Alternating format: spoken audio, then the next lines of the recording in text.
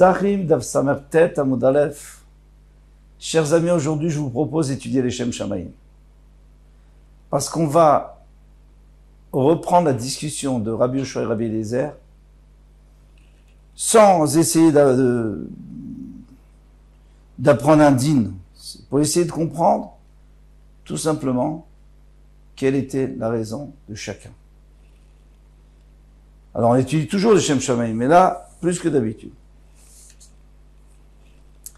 On reprend 3 lignes avant la fin. Amaravashi. Ravashi a dit, Uneman de Kamara Beliezer.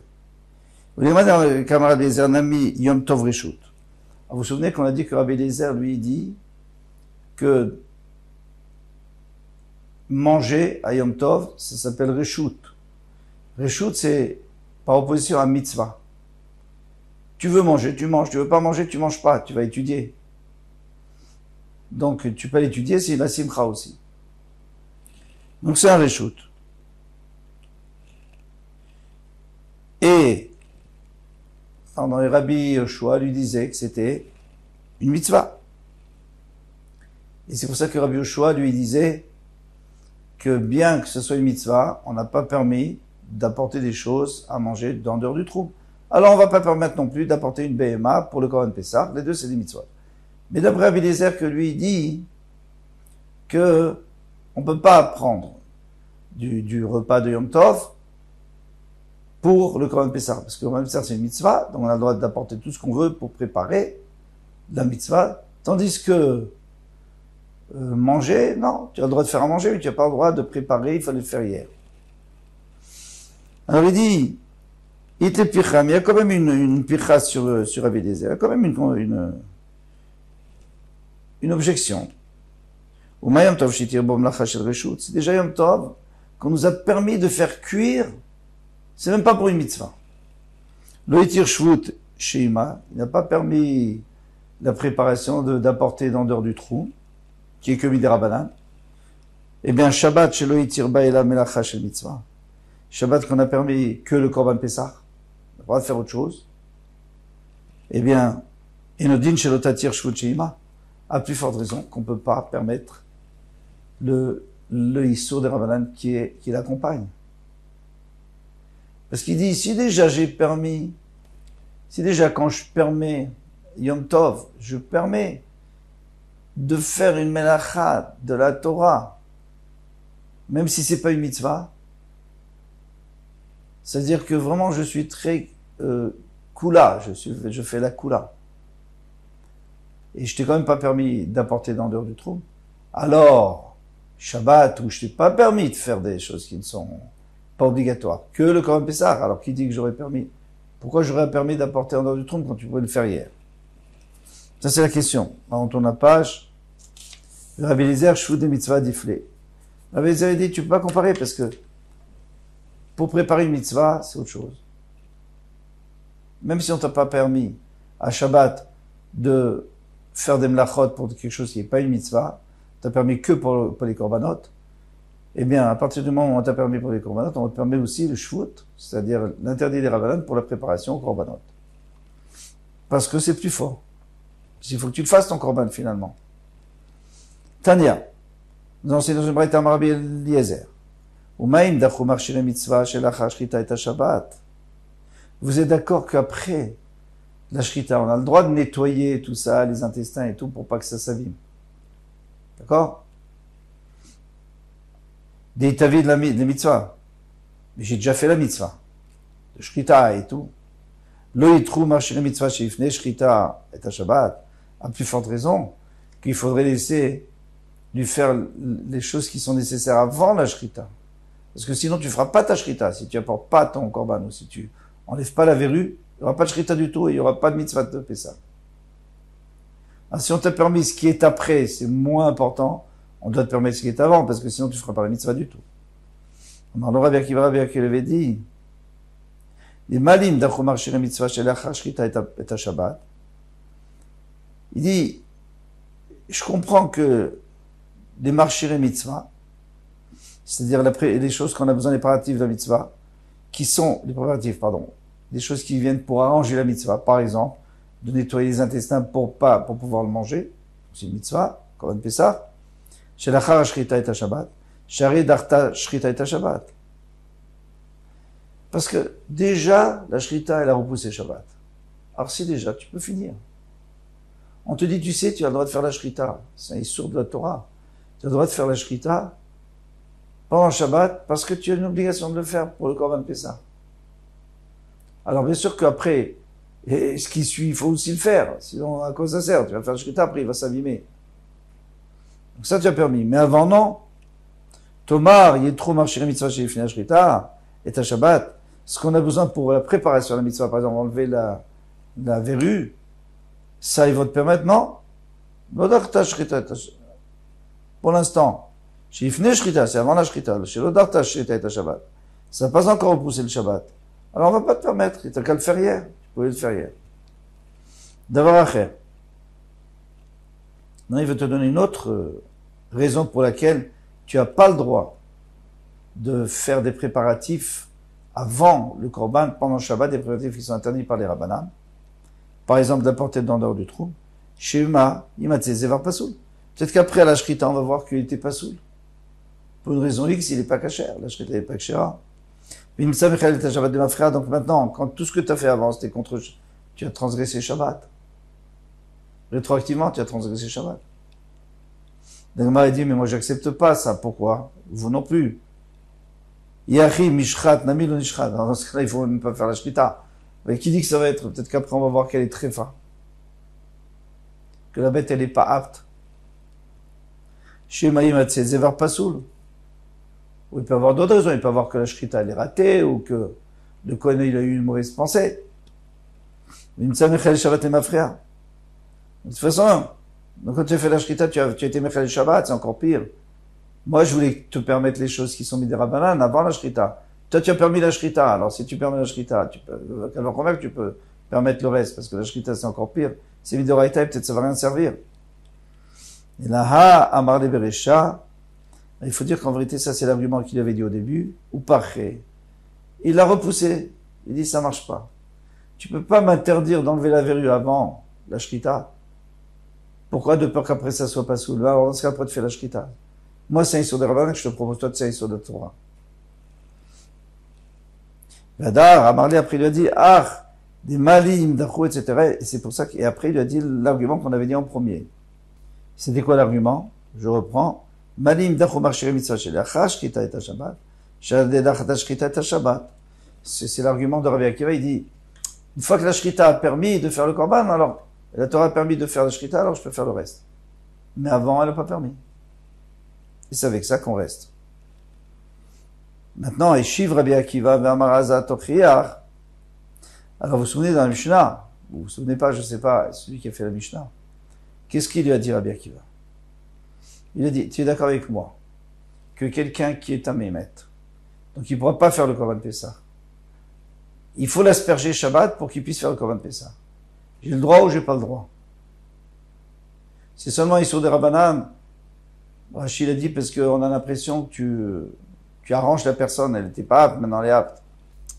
Donc lui, il dit comme ça, il dit, je peux apporter une preuve d'Aza. Tania, la Braïta nous dit, Amar le Rabbi Eliezer, à qui va? Alors, il faut dire la suite, bien sûr, on n'a pas tout dit. Il faut dire la suite. C'est que Rabbi Akiva, il lui a répondu.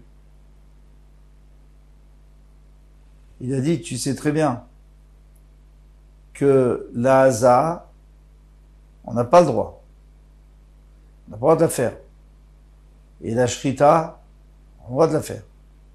Rabbi Eliezer, il lui dit, mais non, moi je vais apprendre, si déjà la Shrita, on a le droit de la faire, alors la Haza, on a le droit de la faire aussi. Si déjà on a le droit de faire la Shrita, alors qu'elle va remettre qu'on a le droit de faire la Haza on a le droit d'asperger celui qui est à Mémet, pour qu'il puisse faire la mitzvah. Donc, Kalva Chomer. Donc, lui fait à l'envers. Et qu'est-ce qu'il lui dit Rabbi Akiva? Oh, je répète, rapidement. Rabbi Akiva lui dit, regarde, on n'a pas le droit de faire la Haza, pourtant c'est Midei Rabbanan. Donc, on n'a pas le droit non plus de préparer les choses pour la Shrita, pour pouvoir rendre le Korban apte. Vient Rabbi Eliezer et lui dit, non, Moi, je dis le contraire. Je dis, puisque la Torah a permis la shrita du korban, alors on permet aussi d'asperger pour la personne, parce que la Torah, c'est un issue de la Torah, tandis que là, c'est un issue de Ramadan, il n'y a pas de problème. Et c'est là que Rabbi Akiva, il lui répond, si vous voulez, d'une manière un petit peu moqueuse, ça a l'air moqueuse. Il dit, tu sais quoi? Alors dans ce cas-là, même la shrita, on fait pas. Ok. Ça, c'est sûr, c'est pas vrai, parce qu'il y a écrit Bemoado, il faut le faire en son temps, on a appris qu'il y a une mitzvah de shrita, du korban tamid, du korban nosaf et du korban pesach. Donc il a répondu, c'était pas joli, comme il lui a répondu. Il a dit, alors on n'a qu'à interdire la shrita. Et il n'était pas content, Rabbi Eliezer. Regardez ce qu'il lui a dit. Tania, Marlo Rabbi Eliezer, Akiva beshrita ishiftani, tu m'as parlé de la shrita, tu m'as répondu avec la shrita en te moquant. Beshrita te mitato, toi tu mourras par la main d'un homme. Et c'est ce qui va se passer, que les Romains vont lui prévoir une mort atroce. Donc il l'a maudit. Il l'a maudit. Il a dit, tu as parlé de shrita, tu finiras, ça va mal se terminer. Alors les Mfarshim veulent dire qu'ils ne connaissaient pas Rabbi Akiva. Rabbi Akiva était là depuis 13 ans, mais il n'avait pas encore remarqué. Il y avait énormément de Talmidim. La première fois qu'il s'est fait remarquer Rabbi Akiva, c'était un petit peu un moqueur. Il n'a pas du tout apprécié. Amar le Rabbi, il a dit, Rabbi Altach, Pireni Besha Tadin. Pourquoi tu me rejettes comme ça? Tu renies Besha Tadin au moment où on est en train de rentrer dans le profond de la Sougia.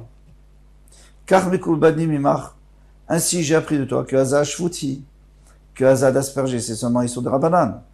Vena dochet Shabbat, il ne pas le Shabbat.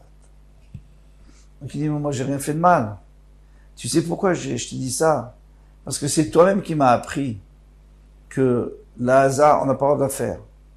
Et toi tu veux dire, si la Hazah, si on n'a pas le droit de faire la Hazah, on n'a pas le droit de faire la Shrita, parce que la Shrita, c'est Midoraita. Alors je dis, oui, alors on n'a pas le droit de faire la Shrita, d'accord. Donc on m'a demandé, si c'est Rabbi Eliezer qui avait appris à Rabbi Yoshua, Maïtama Kadarbe, alors pourquoi Rabbi Eliezer maintenant il n'est plus d'accord avec ce qu'il dit? Rabbi Eliezer lui a dit, non, la Hazah, on a le droit de la faire, on a le droit d'asperger sur le Tamémet. Amaroula Rabbi Eliezer qui est Gmaré, Hazah des Trouma Gmaré. Non, lui parlait de quelqu'un qui veut manger de la Trouma, un Kohen qui veut manger de la Trouma, il faut l'asperger pour qu'il puisse manger la Trouma le soir. Ça, c'est pas une mitzvah. La Trouma Goufa l'odachia Shabbat. La Trouma elle-même, elle peut pas reposer Shabbat. Par exemple, moi, je veux manger quelque chose et je dois prélever la Trouma, je n'ai pas le droit parce que ça s'appelle arranger, mais drabanan, mais j'ai pas le droit de le faire. Alors, tu vas quand même pas faire Hazah, asperger, parce que de peur qu'après, tu vas pas faire asperger pour pouvoir manger la Trouma, parce que la Trouma, je n'ai pas le droit de manger si elle n'est pas prête. Rabbi Akiva Nami qui oudve Hazah des Trouma oudve. Donc Rabbi Akiva aussi, il a dit, mais non, chez mitzvah, Vemishum Shvut. Lui il dit de manger de la trouma, c'est une mitzvah. Et c'est Shvut. Et l'interdit n'est que Shvut, alors fais-lui. Vehu Savar, Hazad et Pessah Kamutivle. Mais Rabbi Eliezer lui pensait qu'il lui demandait sur la Hazad de Pessah. C'est pour ça qu'il a commencé, que Rabbi Eliezer a discuté avec Rabbi Akiva, sur la Hazah de celui qui veut faire le Korban Pessah. Mais en réalité, c'était pas ça le sujet. Le sujet, c'était juste sur la Trouma. Mais ça, on va refuter tout de suite. Mais Tiv Rava, il demande, et Shiv Rabbi Akiva, V'amar Hazah tamemet tochiach. La Hazah du tamemet, elle peut nous prouver que quoi? Qu'on n'a pas le droit de transgresser quelque chose pour pouvoir accéder au Korban Pessah. On n'a pas le droit de transgresser quelque chose de Midrabanan, par exemple, d'enlever la verrue. Pourquoi? Shechal Shvi Shelo Liad Beshabbat, que lui, son 7e jour, où il faut l'asperger, c'est Shabbat, ou Berev à Pesach, chez Mitzvah, et c'est Rev Pesach, qui est une Mitzvah. Et la Vadaï, Azad et Pesach, donc c'est sûr que c'est pas vrai ce que tu racontes, pardon, excusez-moi le terme, mais ce que tu dis que c'est la asperger pour manger de la Touma. Mais non, c'est pour le Korban Pesach, bien sûr. Puisqu'il lui avait appris ça, puisque Rabbi Eliezer avait appris à Rabbi Akiva, que Hazah, pour le Korban Pessah, on n'a pas le droit de faire. Alors, pourquoi Maïtama Kaparechle Rabbi Eliezer? Pourquoi il dit le contraire? Il dit bien sûr qu'on a le droit de faire la Hazah pour le Korban Pessah. Rabbi Eliezer Gamré, en vérité, Rabbi Eliezer, c'est lui a expliqué, il a appris, et a carlé, mais après il est tombé malade et il a oublié sa Torah. Rabbi Akiva l'a couru. Gabriel, Rabbi Akiva est venu pour lui rappeler. Il dit, tu te rappelles, tu m'avais dit, non, il n'a pas dit ça tout de suite. Il lui a dit au début, il lui a dit, mais on n'a pas le droit de faire hasard. Alors pourquoi on aurait le droit de faire enlever la verrue? La Gemara demande Venimale Beyedia. Il aurait dû dire explicitement, Rav, tu m'as appris le contraire. Qu'est-ce qu'il lui a dit? D'une manière moqueuse un peu, il lui a dit, ok, d'accord, on n'a pas le droit de faire hasard, on n'a pas le droit de faire shrita, on n'a rien le droit de faire. Ça se fait pas. Et malheureusement, hein, il a payé les conséquences. Il répond, savar lav urachara. Ça se fait pas. Ça se fait pas dire à son Rav, tu as oublié. Ça se fait pas. Ça veut faire de la peine. Donc il a essayé de lui rappeler, il lui a fait un remez.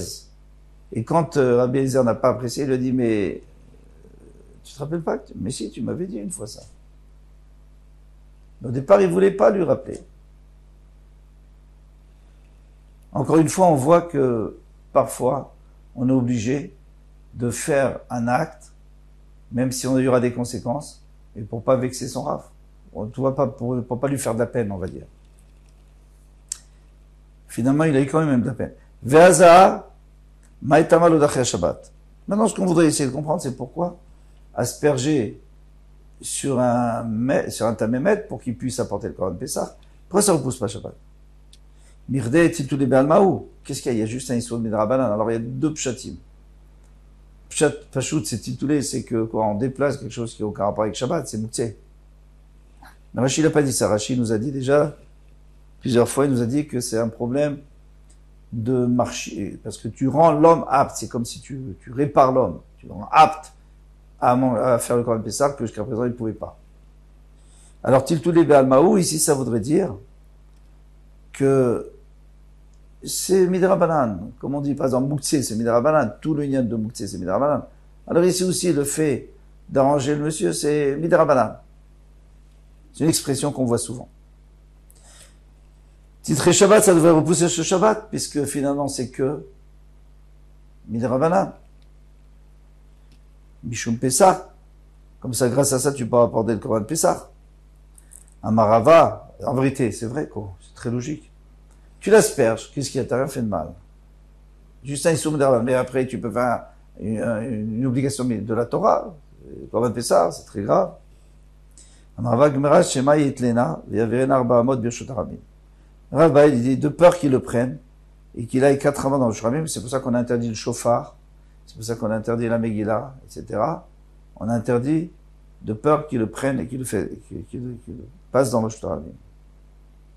Pour aller asperger sur quelqu'un. Ça va être déjà Issou de Horaïta. Il risque d'arriver à Issou de Horaïta, donc on a interdit. Ou le Rabbi Eliezer, ni à vrai. D'après Rabbi Eliezer, qu'est-ce que ça peut faire? Rabbi Eliezer, il a dit qu'on a le droit de marcher les mitzvahs. C'est-à-dire tout ce qui est pour la préparation de la mitzvah, on a le droit de le faire. Il n'y a pas de problème. Alors fais-le. Lui permet même des fois de faire un issou grave pour la Brit Mila, pour préparer pour la Brit Mila. Quand c'est des choses qu'on a besoin pour préparer la mitzvah, ça repousse le Shabbat. Ça c'est quand la personne elle-même elle est apte. Par exemple, un bébé qui est apte à la Brit Mila, alors on peut préparer le couteau, tout ça, on peut apporter. Mais ici, donc il a une obligation de faire le Brit Mila. Mais maintenant que l'homme est tamé, il n'est pas apte à faire un Korban Pessah, alors c'est tout, qu'est-ce qu'il y a, t'as pas besoin. L'aura tu vas pas commencer à dire, moi je vais faire une avera pour lui permettre de faire un Korban Pessah. Il n'est pas tôt, il fera Pessah chez lui. Il est tamé, qu'est-ce que vous voulez. Amaraba, les livres Rabbi Eliezer, Rabbi il dit, selon d'après ce que tu viens de me dire là, Katan Barim Echamino Chamin Leavroto. Un enfant qui est en bonne santé, mais il faut le renforcer pour faire la Brit Mila, alors on peut le chauffer de l'eau pour le renforcer.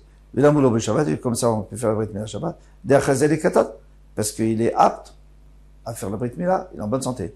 Cholé, s'il est malade, on ne peut pas faire chauffer de l'eau pour le renforcer, pour faire la Brit Mila. Parce que pour l'instant, il n'est pas apte. Alors pourquoi tu veux faire chauffer de l'eau? Pourquoi? Pour le rendre apte, il n'est pas apte, il est pato. Plutôt, le père est pato. Amarava, Rava a dit, Veibari ou lamal chamin. Mais s'il est en bonne santé, pourquoi tu veux lui faire chauffer de l'eau, l'avroto? Pour le renforcer. Mais il est en bonne santé, il n'y a pas besoin de lui faire. Amarava, Rava a dit, Akol cholin le en etzel mila. Chaque bébé, il s'appelle faible par rapport à Brit Mila. Il faut le renforcer, il faut le chauffer de l'eau, il faut. Echad katan bari, soit qui sont en bonne santé, echad katan cholé, sont mauvais, soit qui sont en mauvaise santé. En mechamin avroto, venamolo bishabat, der lo chazé. Il dit, s'il n'y a pas d'eau chaude, tu peux pas lui faire la Brit Mila. Il en a besoin, qui sont en bonne santé ou pas en bonne santé.